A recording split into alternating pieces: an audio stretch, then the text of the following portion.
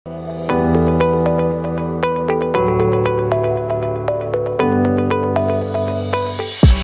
នេះខ្ញុំមានវីដេអូមួយមកបង្ហាញអំពីការដាក់លេខកូដសម្ងាត់ការពារកម្មវិធី Telegram សូមលោកគ្រូអ្នកគ្រូចូលទៅបើកកម្មវិធី Telegram របស់លោកគ្រូអ្នកគ្រូបន្ទាប់មកសូមចុចទៅលើសញ្ញាឆូត3រួចជ្រើសរើសយកពាក្យ Setting បន្ទាប់មកសូមចុចលើ Privacy and Security បន្ទាប់មកលោកគ្រូអ្នកគ្រូចុចលើ Local Passcode នៅត្រង់ប្រអប់ Enter Passcode សូមលោកគ្រូអ្នកគ្រូបញ្ចូលលេខកូដដែលលោកគ្រូអ្នកគ្រូចង់ដាក់បន្ទាប់មកនៅត្រង់ប្រអប់ Re-enter New Passcode សូមលោកគ្រូអ្នកគ្រូបញ្ចូលលេខកូដម្ដងទៀតដើម្បីធ្វើការបញ្ជាក់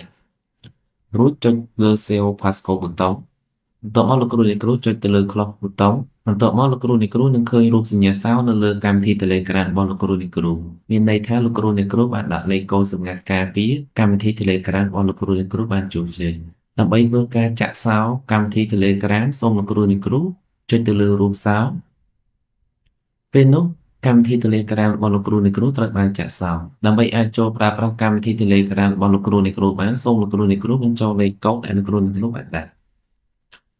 បន្ទាប់មកសូមចុច Submit ប៊ូតុងនៅពេលនេះលោកគ្រូអ្នកគ្រូអាចប្រើប្រាស់កម្មវិធី Telegram របស់លោកគ្រូអ្នកគ្រូ